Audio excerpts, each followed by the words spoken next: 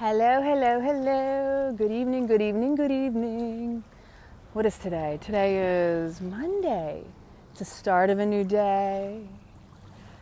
It's time to tap into what is really sacred in your life with sincerity and clarity, right?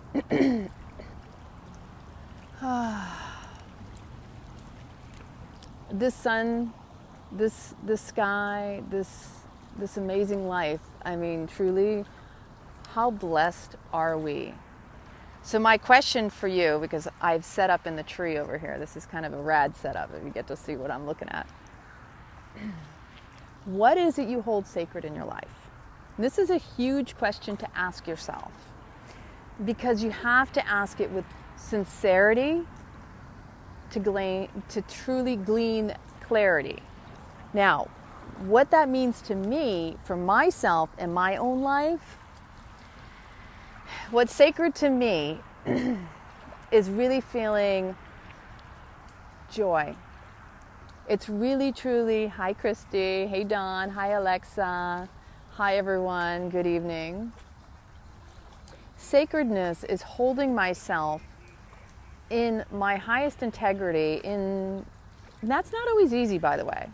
Because sometimes we'll say one thing, but we won't actually live up to what we speak. You know, words are really powerful.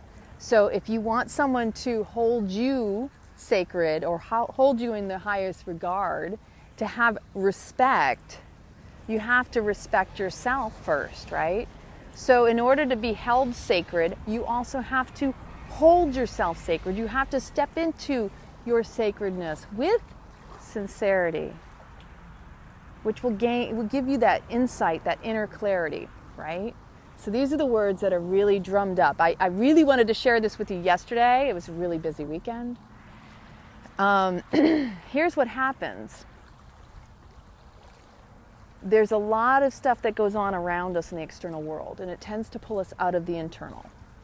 It takes us out of our inner knowing. It creates discomfort, dis-ease. It's a distraction, right? It's a where we miss what's right here, right now. Anything outside of us is a meaning we've paid more attention and played more, right? We paid more attention to that out there, that it's caused the internal conflict to be even bigger and more intense, right? Intense. Break the words up. You can find meaning in the words you use. If you have a tendency to use certain words, that verbiage is speaking a lot more than just one word. Intense. Think about that. Internal. Tense. What is tense? It's tight. It's tension. It creates that. So if it's intense, it's because it's causing a restriction. It's feeling confined. You're feeling confined. You're feeling intense. Where attention goes, attention. Tension again. Fixated focus. Where that goes, energy flows. So here's the question. What is it you hold sacred for you? There's been a lot of irritation, energy, frustration, fluctuation, for myself included. I know that I'm seeing it around me. Whew. To the point where I literally had to watch and sit with myself and go, whoa, I really haven't been in my most calm self. Though you might not have seen it on the external. If you were around me this weekend, for example, I know from my own reflection, I was able to go, oh, I might not have spoken how I felt internally, but I was really processing a lot of inner agitation, aggravation, frustration, and realizing that my own patience level, first with myself, was the first problem. That was the thing I had to sit with. What is it about myself that I am impatient with? Because if I'm impatient with myself, how can I be patient with everyone else around me? Right? So have you ever had that happen where you're going, why is everybody attacking me? Why am I getting frustrated out there? Well, always have to kind of sit with what started out my day. Where did my impatience really begin? Did you get up too late? Did you get upset with yourself because something happened, that you judged yourself and you were hypercritical, and then it just proceeded that everything outside of yourself was reflecting more of that because it was rubbing you still? The external rub is only because the internal rub hasn't been released. When we attach to something, that judgment of self, we're just going to be able to see it more external to us, and what happens is it gets amplified, right? So the amplification of what's going on internally is visually external to us as well. I know if I encounter people around me who are attacking me, it's typically because I started out attacking and judging myself first. I've had that conversation years ago with my sister. She proceeded to tell me how she was really upset with our mother. Mom did this and Mom did that. And then I went to the Walmart and the woman was really rude to me. And I said, Lita, what was the first thing that happened in the morning? Where did this really originate? Was it really Mom? Was it really this person? I said, how did you start your day? Were you upset with something else? And she was reflective enough to say, you know, you're right. I wasn't happy because I didn't get up as early as I wanted to. And then Mom didn't show up when I wanted her to. And so she was relying on someone else, et cetera, et cetera. And so that's how things will unfold in our lives. How life shows up where we're at. And if you're in a situation where you're uncomfortable, upset, agitated, irritated, haven't you ever noticed more of that will show up in your life? Like, why is that stuff in my face? You know, this is the key. You can choose what it is you focus on. You can choose what it is that shows up in your life. Because when it shows up in your life, it's an opportunity to confront yourself and go, ooh, that's me too. I am here now in this. That is me too. I am that. Because it really is a reflection of you at all times. So we can try to shut other people down, but really that's all, again, shutting ourselves down, right? You can choose happiness, or you can choose to resist, because that will persist. And choosing is the key. We all have a choice. We can allow and give our power away to someone else. If someone else decides they have a different point of view, who are we to judge? Who are we to impose or project our stuff on them? The reality is that everybody is entitled. We're all entitled, and we deserve to be held in our highest regard. Doesn't matter how it appears to us, right? If someone is ugly, for example, Alexa, what is that telling us about ourselves? So I like to also be humble enough to go, why is that person making me feel uncomfortable? If they appear to be ugly to me, whether it's their actions or the way they look or behaviors or what have you, what is it about myself that might be internally ugly that I dislike and don't want to confront or look at? That can be humbling in itself. I am not perfect. I am that too. We are all one, and even the stuff we dislike and don't want to look at or confront is us too. The moment we own that, accept it, and actually allow it to just be and honor it, because it's an opportunity, right? It will give you the opportunity to choose to accept, deny, but then why would you even do either? Just allow it. So I read in a passage a few weeks ago when I did one of my Monday hook'ems, when you choose, you have already also shunned and rejected. So we talk about ahimsa in yoga. We talk about ahimsa in, whatever labels, non-harm, causing non-harm. And that's not just physical harm, people. That's how you think. Ahimsa, do no harm. Kindness matters. It's compassion for all. It doesn't matter if it's a physical harm or a mental harm or words. Because the irony is we all deserve love and affection and appreciation, holding each other sacred. If I don't agree with you, that doesn't mean I have to be unkind to you. I can hold you sacred, and I can choose to disagree and have compassion. We all have our choices to make. I'm not going to impose what I believe you should choose, because I wouldn't expect or want or wish that you do the same to me. And so again, with sincerity, you have to ask yourself, are you projecting what it is you want for another because of what you want for yourself? Are you able to discern and just see it as, well, yes, I understand that they don't agree or I don't agree with them, and that's just an opportunity to see differences in the moment. It's only a contrast, but ultimately we're all similar, we're all unique in our visual, like how I appear to you, we're unique. But in all reality, we're all souls seeking love and attention and affection and connection, right? And acceptance is the biggest thing, that we are looking to connect with one another so that we can feel we belong, right? And so with these labels and these ideas that somebody does this or somebody does that, all that does is really take us out of our authenticity and integrity. Because if I attach a label to myself, that's not who I am. The label does not define me, nor do you, nor do I. I just am. So often, we want people to like us, so we will compromise by attracting people in labels and categories by sharing stories and relating through those stories. I know for myself, growing up and feeling like a victim, it was easy for me to tell or to try to connect with others who had also been through what I had been through. But that didn't serve my growth or my healing. If anything, I look back and say, I was just continuing the story. I wasn't healing from it, because each time I told it, all I was doing was looking for someone to validate it.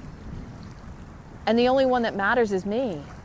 As long as I accept and love myself and hold myself sacred, sincerely, not just, oh, I deserve this, like up on a high horse, or because I do this, I'm better than you or that person over there. That's not sacred. That's ego. And sacrifice is a good word to throw in here, along with that word compromise I've spoken about. Compromise is not waving a white flag. Compromise is recognizing there's a sacrifice we can all make that doesn't take us out of our personal integrity or take anything away from us or devalue us in any way, shape, or form.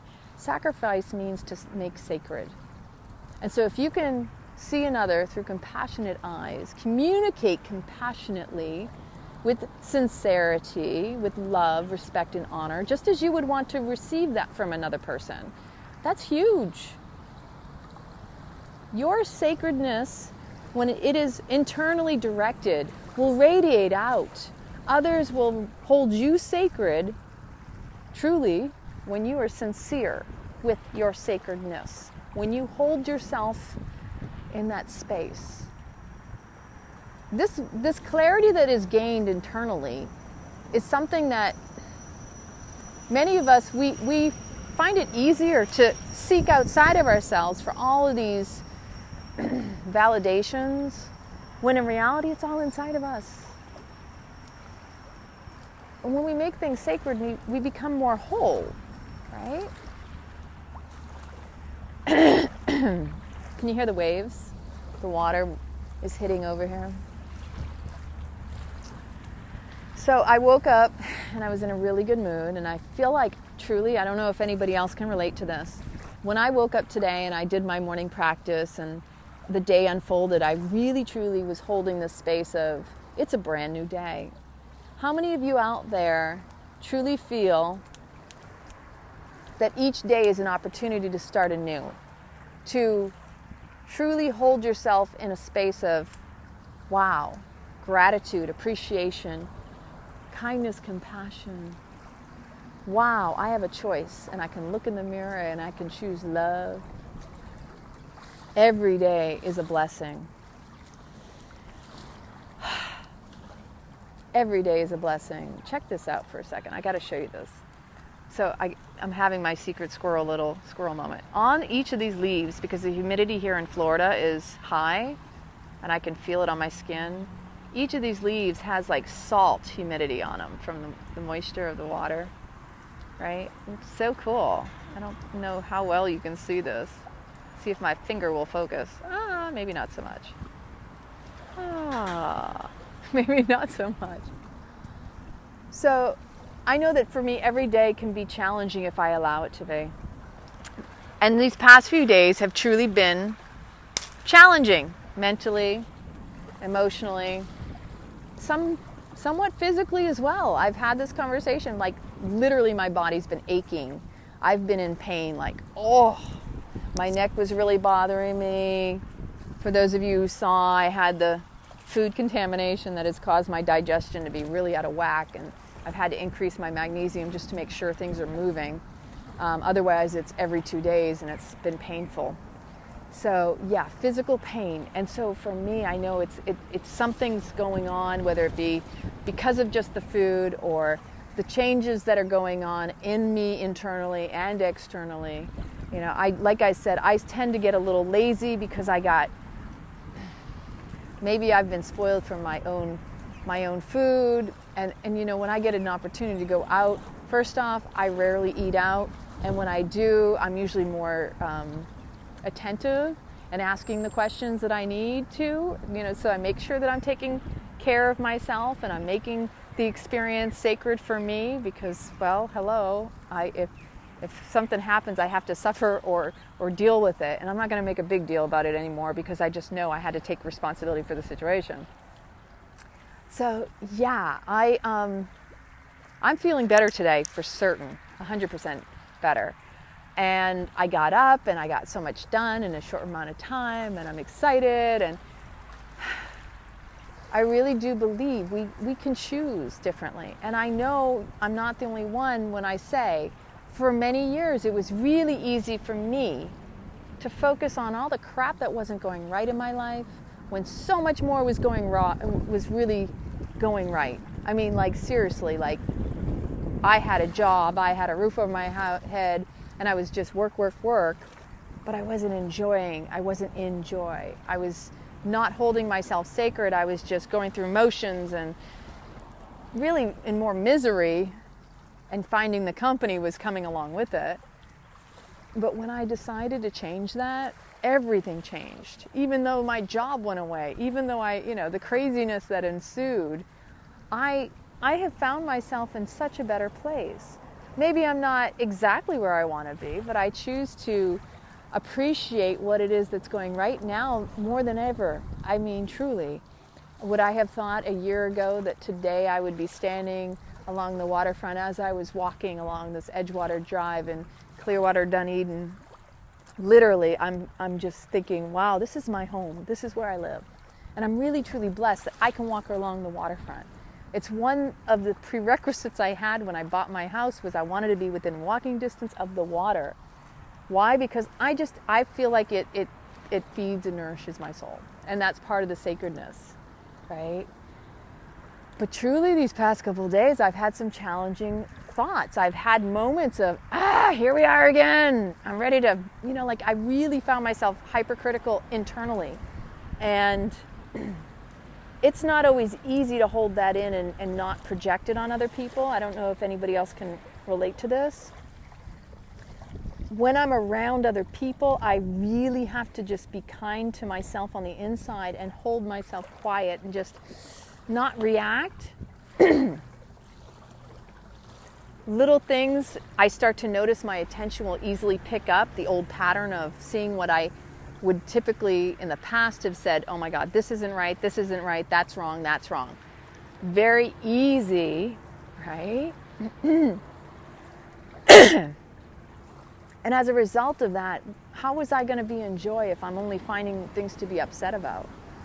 So just reeling myself back in was a challenge. So again, breathing, being present in the moment, and recognizing, is my mind serving me or am I serving my mind? Is my ego going off on a tangent and am I getting caught up in it? Am I allowing it to take me out of my joy? And the one thing I'm very grateful for is there's a balance. There's always the opportunity to seek the balance, to regain it, to return to my center, right?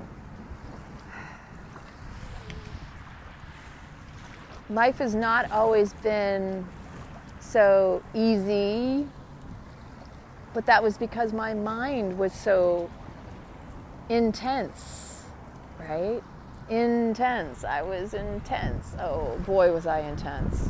Anybody who knew me before in the past, even when I was in school when I was younger, it wasn't just that my mind was intense, but my face, my reactions, the way I held myself was very uptight, anxious, irritated. Don't confront me. I had a very, very solid, like, have you ever been like that? Have you ever seen someone like that?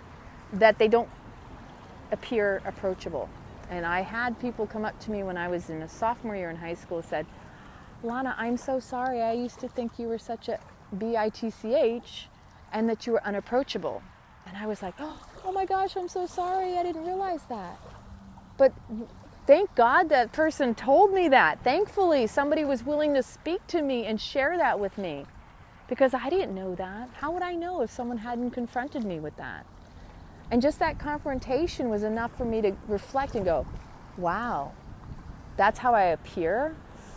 Oh my gosh, it shows on the outside. And even in the course of my life, quite often it's been hard for me to hide my feelings. Like, I know how intense I can get. Hiding my feelings, it's all over my face. And if someone just, upsets me, or this is what I used to be like, if somebody would be out of alignment with me or out of integrity, talking one way and not walking their talk, and I didn't have respect for them, I couldn't look them in the eye. Now, I can't say I can or I can't now. I have a lot more compassion for that as a result of looking back over my life. But when somebody would make me feel like, oh, here we go, disrespecting, talking crap, totally unkind, I couldn't look them in the face. And so now I realize, wow, okay, that was also how intense I was. But the sincerity, the true confrontation of looking within and seeing, what is it about myself? What do I find sacred for me? How is it that you can serve yourself first so that your cup runneth over and you can serve others? Just showing up in your own personal integrity, walking your talk, allowing others to have their opinions. Again, you know what? What somebody thinks of us is none of our business. If someone doesn't like me, the only way that I can live is as long as I like me. If someone dislikes me, someone talks bad about me, that's their business. It's none of my business. And if I choose to let it penetrate my personal power or give away my power to that, that's a choice. And I choose not to. It's really sometimes a little bit challenging because we all want to feel liked by everybody.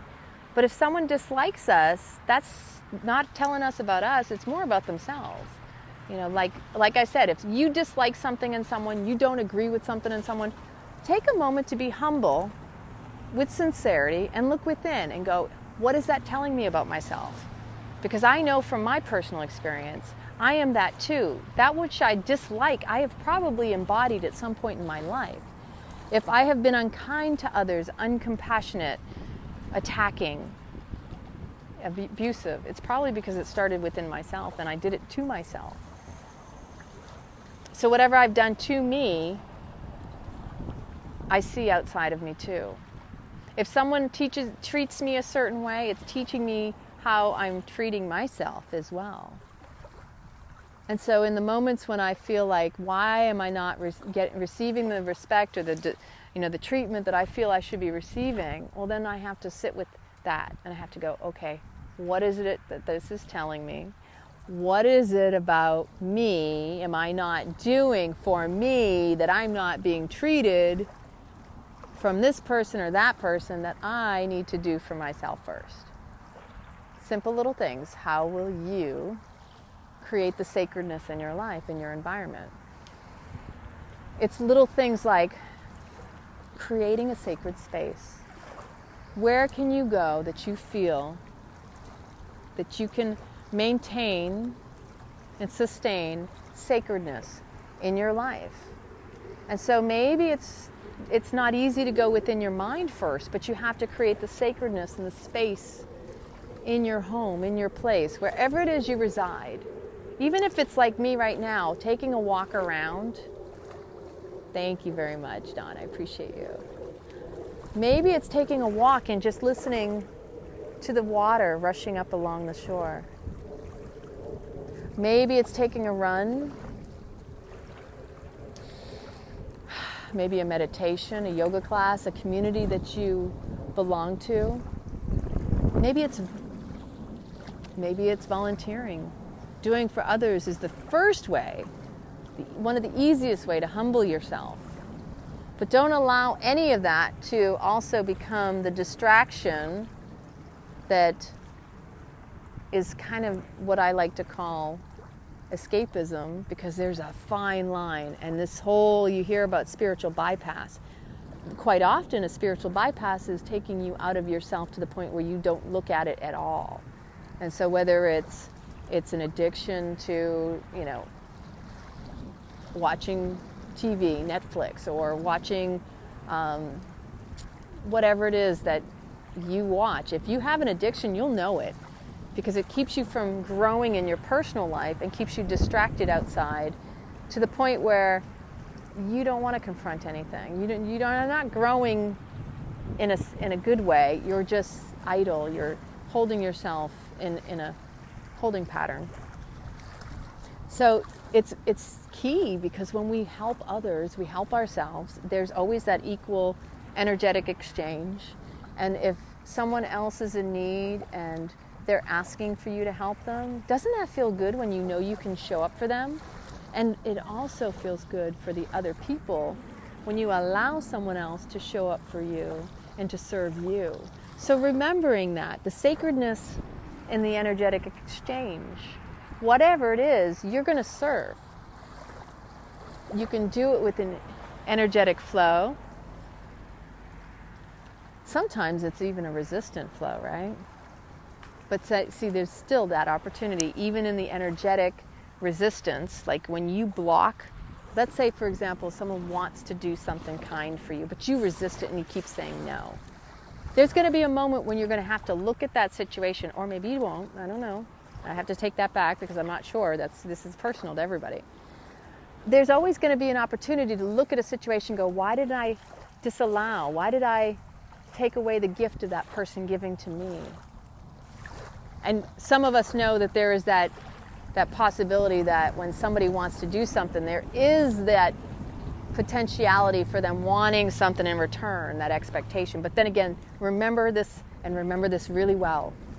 If someone does something with an expectation of you doing something in return, that's on them, that's not on you. And that in itself is a good reminder, because I know how often I would say no. I would always say no, that's okay, because my mother taught me nobody ever does anything for free. They always want something in return. My dad would say the same thing in a different way. And if someone is willing and makes that effort, I now will make an effort to also say yes, thank you very kindly. I truly appreciate it. Now, this doesn't mean bending over backwards because someone did something for you. A simple yes and a thank you should be sufficient. But don't hold on to any guilt or any shame about it. And if the person did do it with an expectation, try to shake that off. I had to do that over the years in occasions where somebody did do that for me, where they would do something and then it would come back and I'm like, whoa, this is not my stuff. And that's inauthentic for someone to ever come back after giving or doing something for you and throwing it up in your face. Remember when I was doing these in the beginning again, when I came back to doing these lives, I had to sit with the list, right? With my dad, the list of things that he claimed he had done for me just to make himself feel valuable. That's part of another person's growth. And you know what? You can also kindly say, I appreciate what you've done for me, but clearly you have some attachment to what you expected in return. So I would wish you to sit with it and question, why is it that you're upset if you offered to do something and now you're feeling like you did something for the wrong reasons? So not everybody is easy to respond with in that. Because a lot of times there's something else underlying all of that for that individual. There's a root cause to all of our suffering, all of our pain and suffering. If we have an attachment to why we do something, there's a root and there's a reason, there's an original starting point to where that you actually created that habit in your life and that pattern, that belief system. So, it's little things like feeling obliged to do things when that's not, nobody's obliged to do anything. You do it from your heart. You don't do it from here. When you start up in here, this suffers the most. And when you're starting up in here, again, you need to bridge the heart and the head, the heart and the lungs, the life force, the prana, that the expression of life, of self, of being. So tell me, and that's an old pattern right there. You didn't feel deserving, nor did I. And feeling guilty was really easy. And having a person that has an ulterior motive is usually because at the same time we were taught that we weren't worthy and we should feel guilty for receiving, we were also taught to have an ulterior motive. So again, when I said earlier that I am that too, even though we wouldn't recognize it if we didn't do it ourselves, right? So that's an ironic, that's humbling when you sit there and go, how often have I myself done something with an ulterior motive? I subscribe, I've been there, and yes, I've done it. Do I still do it? Probably. I might not be as bad as I was, but I also have to check myself from time to time. If I do something, more times now than not, I just simply am excited if I get a smile. Even the simplest thing for me, going into a grocery store, for example, today I went down and today was date day. It's date day. Did you have a good date today? I did. I got 2 boxes. I got 2 cases. I'm excited. So when I went to go on the big date run, I had no intentions of getting anything but the staples. I just had a couple little things I needed to pick up. And a gentleman in the store comes up to me and asks me, are you finding everything you need? Is there something you're looking for? And I was thinking, I really didn't need anybody. And I started to catch myself and say, no, that's okay. And I was going to just go look instead of ask. And then I said, you know what? This gentleman was so sincere. And you can feel sincerity. You know it.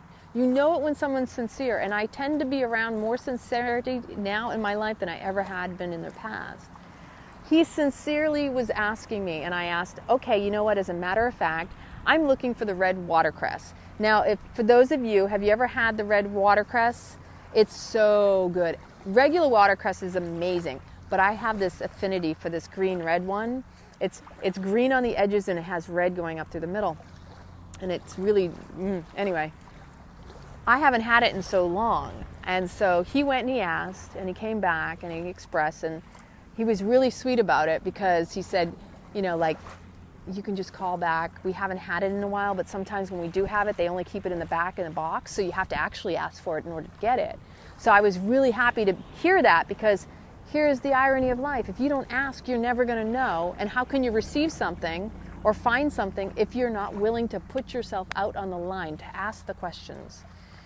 And for some of us, asking for things is hard, right?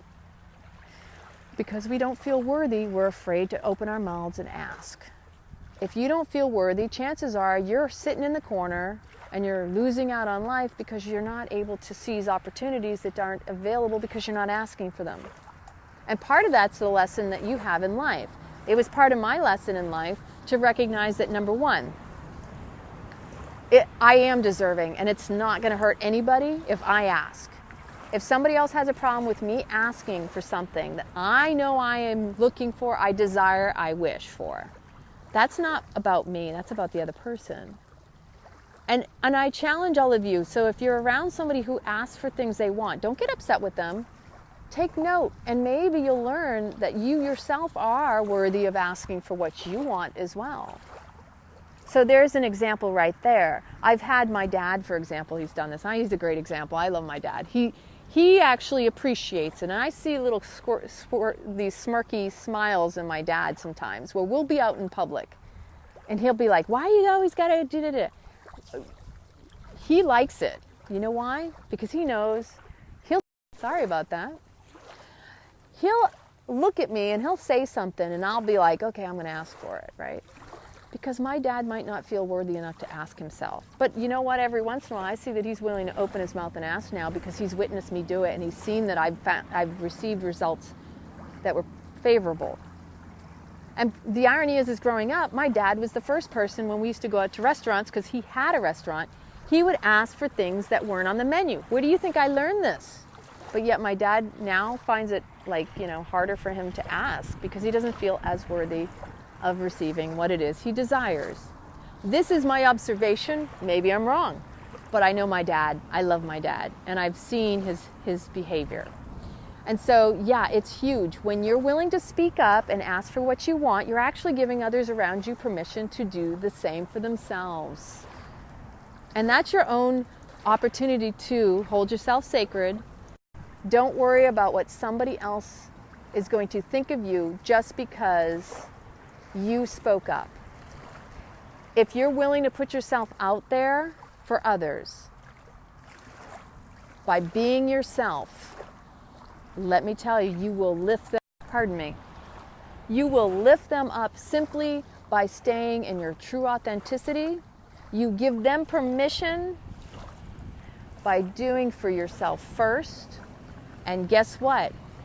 Slowly over time, you'll see them rise. You'll see them step into their personal power. Because if they truly hold you sacred because you're doing it, even if they feel annoyed, there'll be a point when they go, well, wait a minute, maybe they're doing something right. Maybe I need to jump on the cray-cray chain. Maybe that wasn't such a bad idea. I'm jealous because she gets what she wants, but she's willing to put herself out there and ask. And often, how many times is it really an underlying jealousy or animosity that, oh, why do they get what they want? Well, because they're willing to put themselves out there. Never condemn or judge another person just because they're getting what they want. Chances are, it might not have been easy for them to begin with, right? It may not have always been easy for me to be in my ease and grace as some people see me. Because for me, it wasn't always ebb and flow. It was pounding. It was heels on the pavement. It was pounding, working hard, kicking butt, taking names later. My life before, I was in resistant mode, and it was painful physically, emotionally, and mentally. I didn't just put myself out there with the way that I do now. Before, it was force asking for questions, forced demanding that things be done a certain way. I know my kindness was not there back then. My compassion was lacking internally and externally. But now I see there's a compassionate way to communicate. I see that, wow, you know what?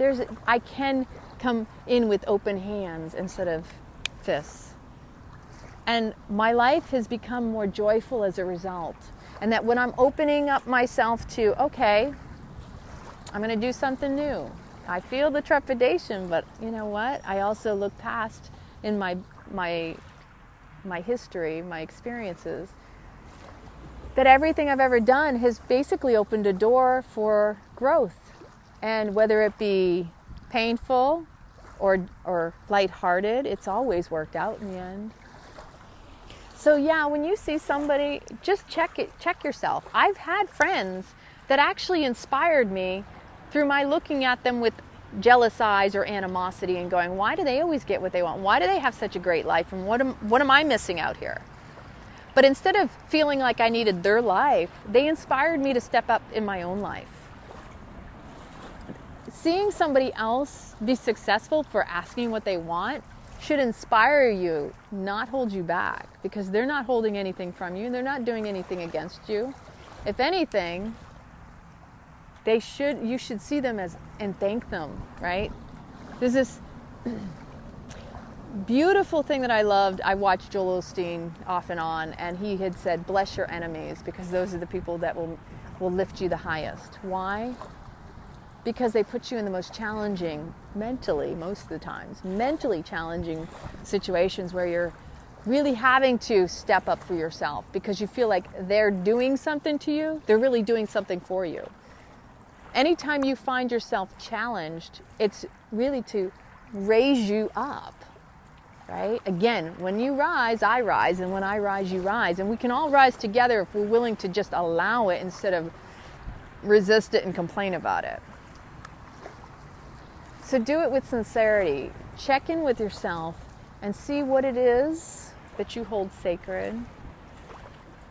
If you're agitated or irritated, oh, thank you, Amanda. I appreciate it, and I love you too. Hi, Rihanna. Don't allow people to take you out of your joy. If you're in the group and you notice, because we have this beautiful, ridiculously authentic group, if you notice something that triggers you or upsets you and you don't agree with it, do like I do. Moving on, scrolling by, just keep on scrolling. Nobody said you had to kind of tune on into it and get in it. When you take that on, that takes you out. And so many of the posts that are in there that you may catch yourself, maybe, they may take you out of your personal power because maybe it's an opportunity to lift you up out of where you've been. Be the higher person. Stay in your authenticity. Hold yourself sacred and don't allow something that doesn't even serve your life to penetrate it. Create a new post in the group. Introduce yourself. Tell us about you. Tell us something uplifting and inspiring. If you see something you dislike, put something in there you do like. That's my challenge to you. If you are a rock and rad star and you've had challenges and you've been triggered by stuff, I want you to take on the challenge of uplifting others through that. So that's, again, I said it earlier, there's your opportunity to serve. If you feel triggered and upset by something, then step in and step up. Don't stand small. Don't be small. Stand tall. Be in your personal power and create a new post. Tell us a rad story about you. Tell us what it is that you love about you. What is it that is your deepest desire? What is it, beauty in your life? Tell us a beautiful story that excites you, that makes you like, what gets you up in the morning? Who inspires you? Share your art, your music. Sing to us, right? Sing me a song of a land that is gone. Oh wait, that's actually part of the Outlander song. Intro, I love that. And if everybody knows when that's coming back on, let me know. So when I look back at all the challenges in my life, hi Brandy, hi Tracy, thanks for joining. I say the biggest challenge that I've ever had is really dealing with my mind. And when I catch myself really fixated on things that upset me, I also notice more of it starts creeping in. So when I'm frustrated and agitated, I tell you one of the best things for me is to get out in nature and to walk, to move my body, to physically get out, right? And so I've been very blessed. Now I have my little buddy who's taking a nap to get me out and moving about, right? And to enjoy the beautiful sunsets, get my vitamin C and D. Whatever it is that brings you joy is where you should put your focus the most. Where we want to be in life is typically where we need to hone in. Again, whatever it is that you hold sacred in your life, do it with sincerity. And really figuring what that is for you requires you honing in and going, what is it about me that I can do,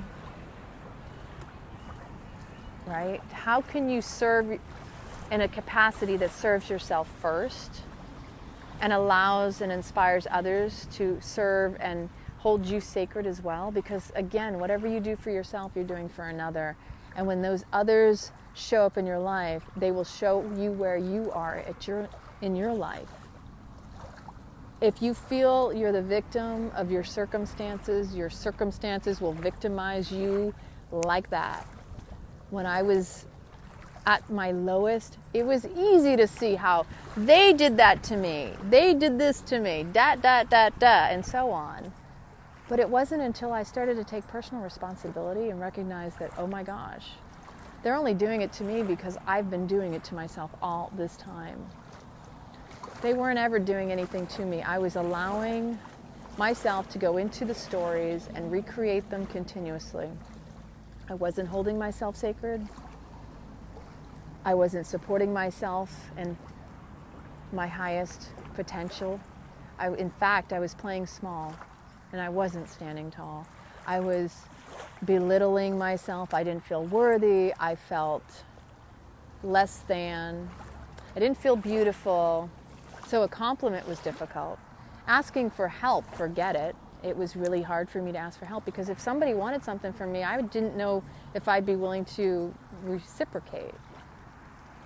So I would do more for others to gain attention, to gain connection. And that's very common, right? How many of you all out there can admit that? I did more than I was willing to receive and allow others to do for me, to the point where I completely undermined myself, compromised myself to the point where, I felt ashamed and embarrassed some of the things that I did for others that I would have never done for myself. But it gave me the opportunity to grow. It showed me, wow, okay, I had that contrast, so I recognized that didn't feel so good. And it was never that someone did anything to me, it was that I allowed it to happen. Barring those younger ages when you really don't have a whole lot of control. So yeah, appreciate the life you have, but hold it sacred, right? Just like this body, this temple that we are birthed into. We're born, we have the breath of life. There's so much beauty around you. But do you see it? Do you hold it sacred? Breathe it in. Listen to it. Smell. Taste. I could use some water right now.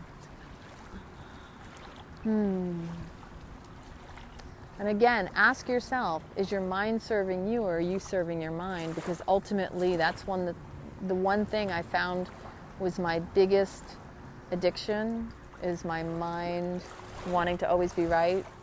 And when my mind wants to be right, my heart always suffers. And if I can simply appreciate what it is that's going well in my life, let me tell you, it just continues to grow and get better and better. And yeah, life is like a roller coaster and we're going to go through emotional ups and downs. And when that's happening, when you feel like you're like challenged, which I have been mentally challenged the past couple days. I am mentally challenged to some degree. But that's a little cray-cray on the side of cray-cray, y'all. I like to joke. I like to play. I like to have fun. And that's really, I think, what we're all here to do. Stop taking it all so serious and really make it sacred. And sacred play is important, right? When was the last time you looked up into the clouds and saw all the images? And for me, like if I'm looking up in the clouds right now, I'm just seeing angels wisping, right? Across the sky. The sun is setting. There's a little regatta off in the distance I don't think you can all see. Some sailboats. It's like the perfect calm sailing day. It's not very intense with the wind. It's just perfect, right? Oh, right. So Carrie, yeah, I was lost and I'm still finding myself. And there's nothing wrong with being lost. How could we know we were lost had we not found out or found ourselves, right? Contrast. Life is contrast. It's constant opportunity to discern. The pendulum swings in both directions. Wherever it is you are on your pendulum ride, right? If you've ever seen me do this, I love the pendulum swinging because guess what? Hey, you can dance with it all. It's all energy. And my personal truth is that I was always meant to be a dancer anyway. And I've had photographers, when I used to do modeling and all that, tell me, what is it about you? You look like you want to fly. I said, well, I was in the Air Force. And it truly is dancing and flying and allowing yourself to be held and dance. And the energies are meant to move, energy and motion, right? Just like when our emotions get cray-cray, they start up in the mind, and it's meant to stay in motion. You need to stay in motion because the body in motion stays in motion. Remember those commercials? Awesome sauce. Yay! Dance with me, baby. We really are meant to keep on moving. And when we stay stagnant and stuck, then we all feel it, don't we? Haven't you noticed, like when your body doesn't move, you're like, ugh, I'm achy. My joke is I'm like a Rice Krispie treat. I snap, crackle, and pop. So I have to keep on moving. I can crack my hips like just moving. See, I'm just popping all over. I've had many an injury from childhood up to adulthood. My toes are a little messed up right now because I'm walking in some old shoes. When I was younger, I broke both wrists. I actually broke this wrist, dislocated this thumb, and broke this elbow. Or no, it was fractured my elbow because I fell on the monkey bars. And I don't know about y'all, but I got those dislocated arm elbows. You see how that looks like? When I was a cheerleader, I wish somebody had told me that my arms looked like they were bent funky, right? I'm looking at a picture going, why didn't someone just tell me to turn my arms so they didn't look all funky, right? It's the little things, speak up. It's kind of like, you got a booger up your nose. Your fly's down. How many times have you been talking to somebody and somebody didn't have the sincerity, to say, hey, I just wanted to let you know. Because meanwhile, you go into the bathroom and you look in the mirror and you see the booger and you're like, come on, really? You've been talking to me for 2 hours and you didn't have the decency to tell me the weather was a little cloudy on up in there? Or that you go to use the bathroom and you're like, my fly's been down all this time and I was just talking to someone. They kept looking down. They didn't say one word to me. Oh, now I'm standing in water. High tide's coming in. So I guess I could take this off and y'all can check out this beautiful, beautiful sunset that's occurring. Looking behind me. Oh, I know somebody tried to call me while we were rapping here. Oh, I love that. Be real with me. Carrie, you're so beautiful. Let's go. We're in the jungle. Welcome to the jungle, baby. We got fun and games. We got everything you need. You in the jungle, baby. You're gonna die. Well, you know what? We're all gonna die at some point. Let's make it fun, at least along the way, right? Yeah, I'm a GNR fan. So look at that beautiful sunset going on back behind me. This is one of my many little spots. I have a few favorite spots now. And look at the clouds. So remember what I said. Do you look up in to the sky? Look at all those clouds. The wispy, to me they're angels. The wisps. Yeah, it's gorgeous. Oh, the jumping fishies too. And I don't know, I didn't see because I've been talking to y'all. This is Clearwater, Dunedin, Florida. So I was looking out there and I saw the jumping fish. Oh, you know why? Because the bird's getting them. I don't know if you can see this over here. Let's see if we can see it. Actually, he's over here. Over on this side, there's a fishy going on with the birdie that's getting him. He's going down. See him? See those fluttering right up in there? Let me see if I can. Right up in here.